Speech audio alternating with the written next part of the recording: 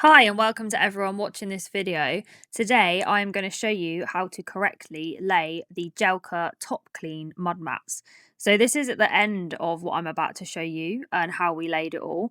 And how beautiful is this and how amazing is this going to be for winter as a nice mud-free area. So it is 7:30 p.m. and we've both done a full day's work but are now out here getting prepped to lay some Jelka mats at the weekend. But before we can lay them, we need to lift the ones that we put down at the wrong time of year last year. So I'll just show you. So the mats on the right, the wind's going to really get on my nerves. The mats on the right were Jelka mats that we laid when the ground was dry, which is what I recommend people do. And the mats on the left, further down, these ones are okay. All the ones that have got a little lift in them is because we're preparing to lift them up. But basically all the ones on the left, because I laid them when it was already mucky, because I didn't get my mats in time, it was already muddy. Can you see they've just sunk? There's like dips and bumps. All that bit down that side is what Curtis has done with a pitchfork to get ready to lift them. But yeah, so we need to lift all of these, put them on a pallet, which we were halfway through doing. And then I thought, I could film this for YouTube. So that is what we are currently doing. And we've got some drone footage coming up of us, what we've done so far, minus the pitchforking, which I did get a little video of on my phone, but I didn't get it at the right aspect ratio. But yeah. So when you lift these mats, it's really, really important not to use machinery. They are a semi-flexible mat, so if you were to use a digger or something to pull them up, they will just rip. So we, like I said in the last clip, we went along with a pitchfork and just lifted the edges, and then that meant that they were raised up enough that we could just lift them up by hand like this.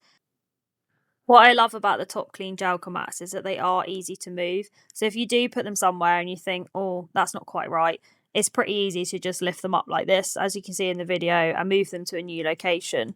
It also means they're great if you don't own the land, you're a rented land or on a livery, or you're somewhere that you can't get planning permission for permanent surfaces. You can use these instead, and you're not losing the money into the land because you can easily lift them, take them with you, or sell them when you move on. So these are all mats that we've just pulled up. We can see Curtis is about to do another one.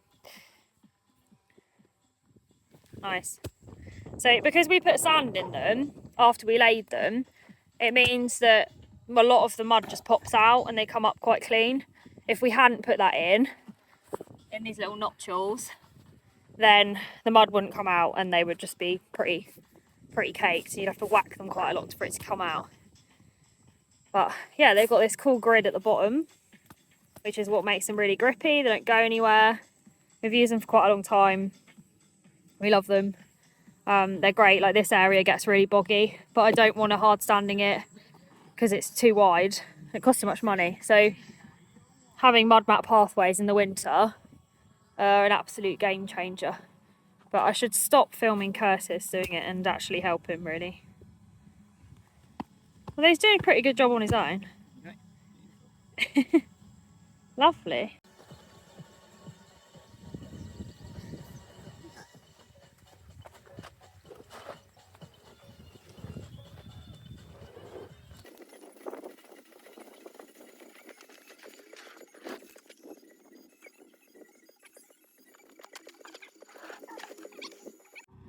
Okay, so that is all the mats lifted. It's now 8:17. Look at my step count. And the next job is where the mats were. Curtis is gonna level with the multi one, which is that machine there. That's amazing. He's gonna level this out, and then we're gonna let it sit for tomorrow and, well, 2 nights and 1 day, and let the horses walk over it and compact it down. And then what we will do is we will come and put them back down because it's now on hard ground, and hopefully that means we won't have to do this again. I have also got a lot of new mats to lay. It's dusty. very dusty. Got a lot of new mats to lay, so I'm going to be adding some areas here, extending some areas out, and there's a section at the end there, the end of where that box is, that I would like to extend mats out to a bit further. So basically then we can use this whole area through the winter, which, if I just showed you, leads from the limestone hard standing. So it just means that we can use more of the unsurfaced parts of the track all year. I mean, this time of year, obviously, the earth works perfectly, even though we're on a mix of sand and clay. So I'm now, we've just had a load of sand delivered for our sand pits, and it's another job to spread them out. And also that'll be some of the sand that we'll add on top of the mats. So this is the limestone section that we put in last year, and that leads all the way from our barn up the end to the sand pits, both sides. This, I'm on the mare's track at the minute, or the mixed herds track, and then that's the geldings track on the other side. And means they can get to the sand pits all year. And then having this area means that they can actually, they can use this bit all year as well, because this bit does get really muddy. It's a high traffic area, and it means that then like a quarter, almost half, no, not almost half, it is a quarter of the track is usable all year round, which is something we're always building on, working on. Because it's only 3 months of the year that it's winter, away from the sun, it's actually all right for most of the tracks to be unsurfaced. Earth is natural, I always say that. It's the only surface horses can eat from, and roll on and run on. Every other surface has a downfall. Obviously sand's great to roll on and lie on, can't eat from it. Limestone's great for mud control, but they can't canter on it. They can't lie on it, but they can eat from it. But earth, they can do all of it on. It just needs management in the winter. And during torrential downpours that we keep getting after all these heat waves. So yeah, I will probably get a little video of the levelling, and then I will finish this video with us relaying the mats. How beautiful is this light? I do love summer evenings like this. Oh, and the horses are so happy and chilled and free choice to do what they like, not bothered about the crow scarer going off over the road. Oh, the boys over there are having a run about, it looks like. See all the dust. And Curtis has just started levelling, and I'm going to string access to these mats off so nobody uses them as a bum scratch post.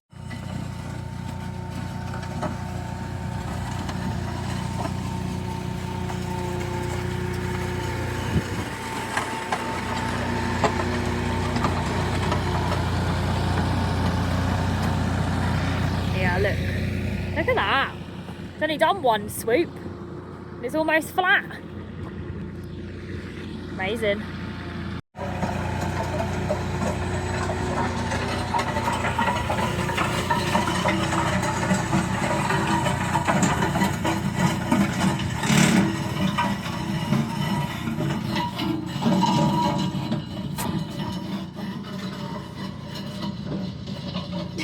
Pizza.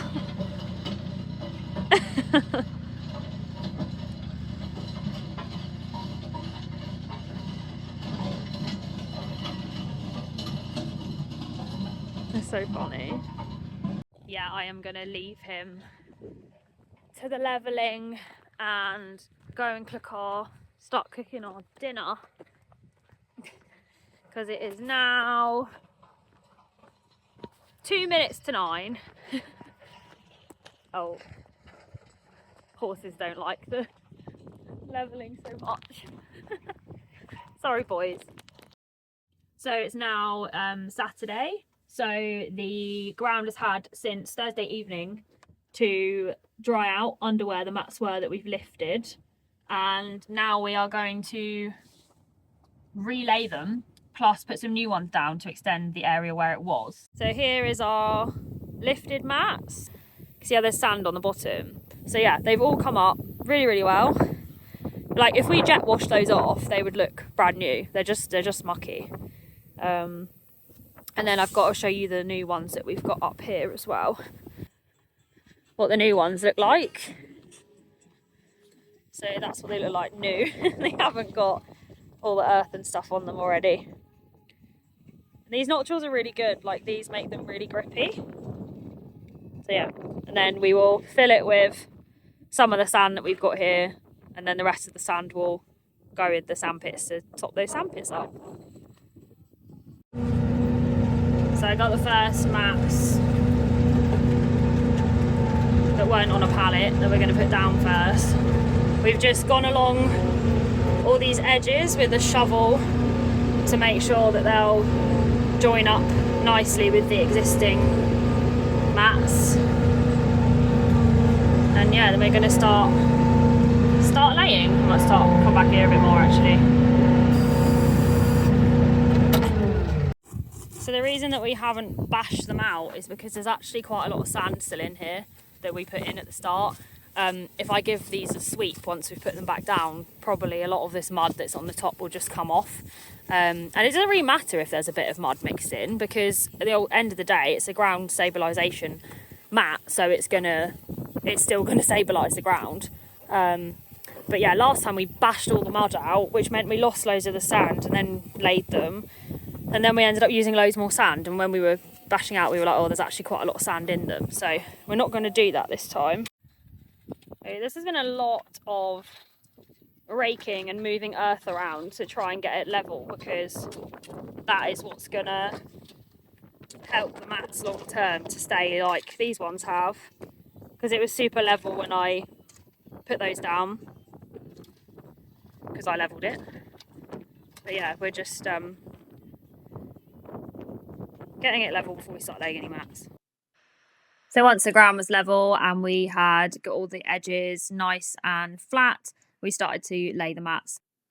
Now's probably a good time for me to tell you some of the frequently asked questions we get about Gelca mats. So we used Gelca mats for years before we became in a partnership with them, which means I do have a discount code that I can give to my followers, which is AVL5, which gives you 5% off any top clean mud mats. Moving on from that, the reason why we picked them was they are completely non-slip. We've got a whole herd of 20 different sized horses of breeds, ages, etc. And I've never ever seen them slip on them. They don't have holes in either. Some mud mats have holes in for drainage, but it does mean that mud will seep up through them and you will get grass regrowth through them, which is absolutely not what I wanted. I wanted a proper sort of flat surface that I could clean, which leads me on to the next one. They're really easy to clean. So I can sweep them because they've got sand in. They're a nice flat surface. You can use a leaf blower on them, not when it's super dry and dusty, but in the rest of the year. And yeah, I guess that's why they're called Top Clean. They're also made from recycled materials, which is obviously brilliant. And Gelca themselves are a company that support our ethos. They are all about horse welfare and encourage people to keep horses out for as long as possible, with more species appropriate living, which is obviously exactly what we're here for. On to the new ones now. Relayed all the old ones. They just need sand added in. And because these are new, they're so much lighter, so you can just lift them with one person. Well, if it's strong. I think they are about 20 odd kilos, but come on, most horse girls are pretty damn strong, so. Look at the difference. How wide? I can't go too wide. There we go. How clean and shiny they are, and you can really see like the nodules. And then this is the ones that have done a full winter and haven't bashed out. And these ones we have bashed out a little bit, so we'll top them up with sand in a minute. Then there's the run.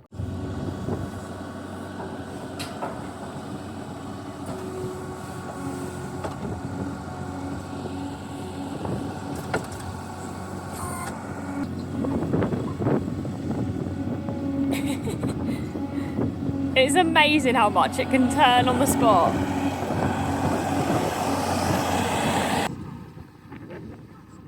Thanks. Curtis is just leaving me some sand to start filling, and he's going back to get the leveller that goes on the multi one to just level out this bit a bit better, so we can then continue extending the mud mat pathway. They got Flynn doing the PM hay round. Oh, the dust. We need a good rain. Put hay out twice a day for the herd using my amazing Kelfrey trailer and my Honda quad bike. Curtis is having a mere distraction because he's watching the Formula One on his phone. It is Silverstone weekend and he is helping me here doing that. Best husband award goes to Curtis. Sorry, Curtis. So adding the sand is my favourite bit because it is so satisfying to brush it all into every nook and cranny, and it looks so smooth and nice afterwards. A little goes a long way, so you really don't need much sand for this area either.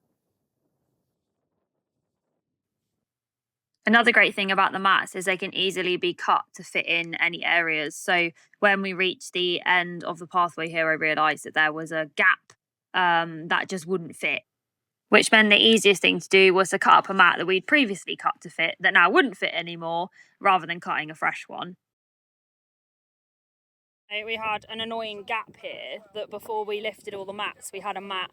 I don't even know why it was cut the way it was, but we'd cut a mat to fit this gap, and we could not for the life of us figure out how it had fitted because it's actually the wrong way round. So where we've relayed all these, we must have done something different. So I just said carry on as normal. The mat that we had cut, let's cut it again and just fill in the gap, which has worked. Great. And then we just got another little square to go there because that's not going to move. That's not going to move on its own. It's wedged. Curtis is a carpenter, and he's actually done a lot of, well, everything. Can build a house from the ground up. So he has an array of tools and skill. He's amazing, which means that doing any job on the yard is just so amazing because he's amazing. You're gonna have to excuse the background. He keeps having to run over to check when anything sounds exciting on the commentary. Eating their PM hay nets. Here she comes. Hi. She's like, what are you doing? You can see how it is all made of recycled material. Now we've cut it, which is cool. So we've reached the end and we're now continuing it down to the other Jelka mud mat platform. But we're not going to cut this one until we're sure we've got it right, and then we'll cut this bit to make the turn. So we actually realised that we have enough mats to do 3 lines, so windy, all along this bit. So we are making it 3 mats wide now, rather than having the little bits for the horses to walk around. But if that's what we would have done if we didn't have enough. Poor Curtis, every time I'm filming he just carries on without me because he can't be bothered to wait. But yeah, and it looks really good. We just finished laying the last mat here. And now we've got to sand them all. It's 20 past 6. It's taken us most of the day, apart from a pause to watch the sprint race, the Formula One. Yeah. How cool is it? I mean, I could just pretty much mud mat this whole area, to be honest. There's not much of a gap left that's earth, but I don't need to, so. Woo! So this is my favourite bit because it's so satisfying. Just watching it all go into the gaps and leave a really smooth, non-slip surface. I mean, the mats aren't slippy without sand, but the sand just makes it even better. We don't have any shod horses here, so I don't know what they're like for shod horses, but I believe they're the grippiest you're going to get on the market because of this design. We have trialled others that were slippy, and I did pick them up and remove them and sell them. So I've never sold a Jelka mat because I have a slight addiction now.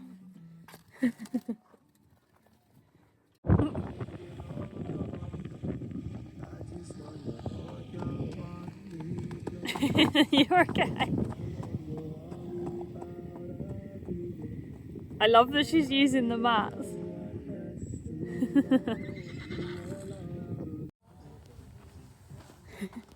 Sorry, did I put too much out?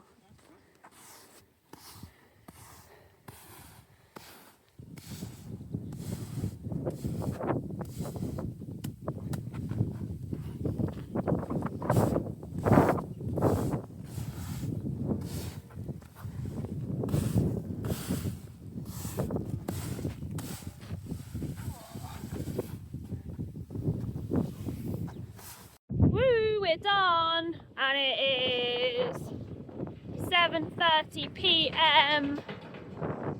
Well, I say we're done. We've done the mats. We need to tidy up now, and Curtis is spreading out the rest of the sand in the sand pits. But yeah, I'm just going to show you what it looks like. So that's the sand now, mostly spread out. Sand pit top up. To move that. And we've got some over the fence to spread out in the boys' side as well.